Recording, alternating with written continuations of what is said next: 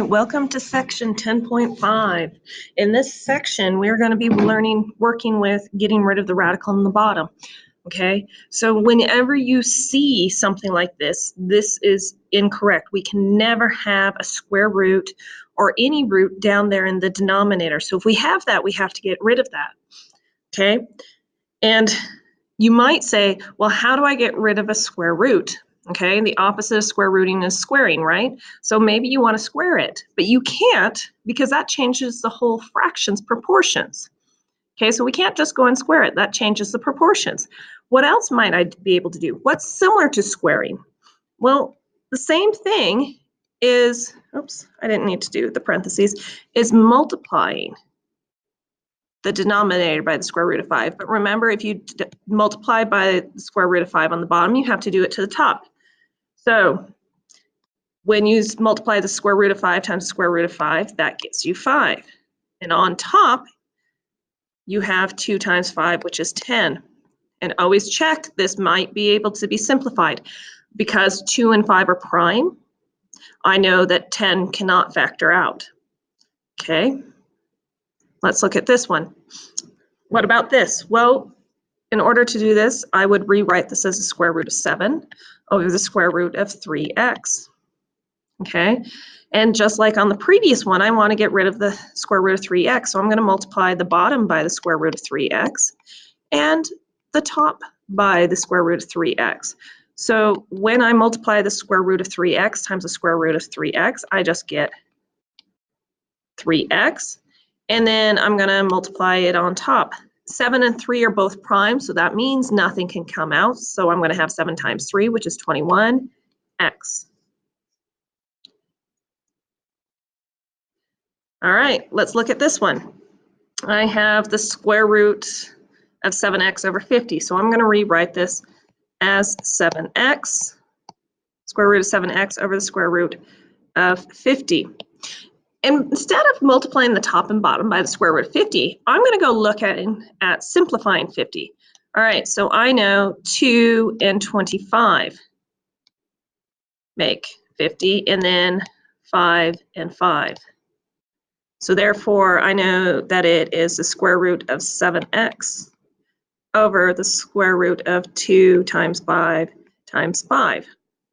Okay, I have twins, so the 5s will come out. Therefore, I'm really working with the square root of 7x over 5 square roots of 2. Now, all I'm concerned about is getting rid of that square root of 2. So I'm going to multiply the top or the bottom by the square root of 2. And if I do it to the bottom, I have to do it to the top. And I multiply it like that. 7x times 2 gives me the square root of 14x over 5. Square root of 2 times square root of 2 becomes 2. So now I have 5 times 2. And I have to finish that math, so I'm going to get 14, square root of 14x over 10. Let's move on to this. All right, here I've got cube roots, okay? Unlike square roots, I need sets of 3, okay? So I can't just multiply this by the cubed root of 2 top and bottom because I need 3 of them. So really I have to do this, the cube root of 2 twice, okay? So if you do it down there twice, I have to do it here twice. And instead of writing it 2 times, I'm just going to square that number. Okay, when I do that, that pops out the 2. Okay, now here, I'm going to have 7 times the cubed root. What is 2 squared? 4. So remember, with cube roots, you need sets of 3. If you had 4th roots, you need sets of 4. And that will go on to whatever root number you need. Okay, let's look at this one. And before I do this, I'm going to rewrite this. I'm going to rewrite this as the cubed root of 2y squared over the cube root. And I'm going to rewrite 25 as 5 squared x squared. Okay? So remember, with cube roots, I need sets of 3. So how many more 5s do I need? Well, I only need 1. I already have 2, so I need 1 more.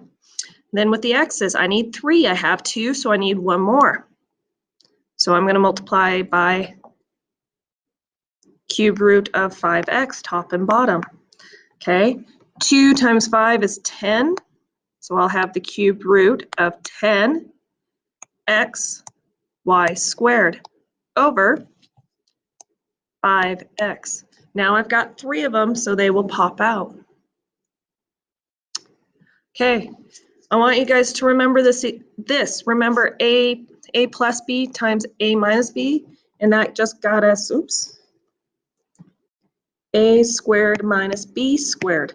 With that in mind, we're going to use that philosophy to be able to simplify this equation, okay? Because if I took this and just multiplied by the square root of 3, because that's what we've been doing, we found the radical, we're going to multiply the square root of 3, we're going to get 6 square roots of 3 over the square root of 3 minus 3, which I still have a radical in the bottom, so that hasn't helped me at all. So that's not what we need to do. Okay, so we're going to go back to this concept. So down here I have 1 minus the square root of 3. I'm going to do this. I'm going to have 1 and the square root of 3, but instead of minus this time I'm changing the sign. So I'm going to have 1 plus the square root of 3. All right, so 6 times 1 is 6, plus 6 times the square root of 3 gives me 6 square roots of 3, all over 1 times 1, which is 1, plus the square root of 3, minus the square root of 3, minus the square root of 3 times the square root of 3, which gives me just 3. Those will cancel, so you'll have to simplify that to be 6 plus 6 square roots of 3, and 1 minus 3 is 2. Now you're not finished, because what do all of these have in common is a 2. So that would go in 3 times, that would go in 3 times, and this would go in once. You don't touch that radical. So you're only looking at the numbers in the front, so your answer will be 3 plus 3 square roots of 3. You can put it over 1. Math Excel may not accept it, but I would always accept that. Okay, here's another one. Okay, we're going to come in and do parentheses. Okay, this one's bigger. Okay, the denominator has to be the exact same, only with a different sign. So if that's minus, this has to be plus. If it was plus, it has to be minus.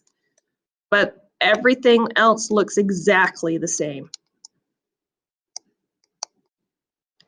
Okay, so when I FOIL the top, that gives me 4 times the square root of x times the square root of x. So you have square roots of x times square roots of x. Well, that gives you 4x. And then you have square root of x times the square root of y, which gives you plus the square root of xy. Then you will have 1 times 4 square roots of x. So you're going to have minus 4 square roots of x, and then negative 1 times the square root of y, which gives you minus square roots of y. And that's going to be all over 4 times 4 is 16x, because the x pops out because you have the square root of x times the square root of x. Then you will have plus 4 square roots of xy minus 4 square roots of xy minus y. Those will cancel.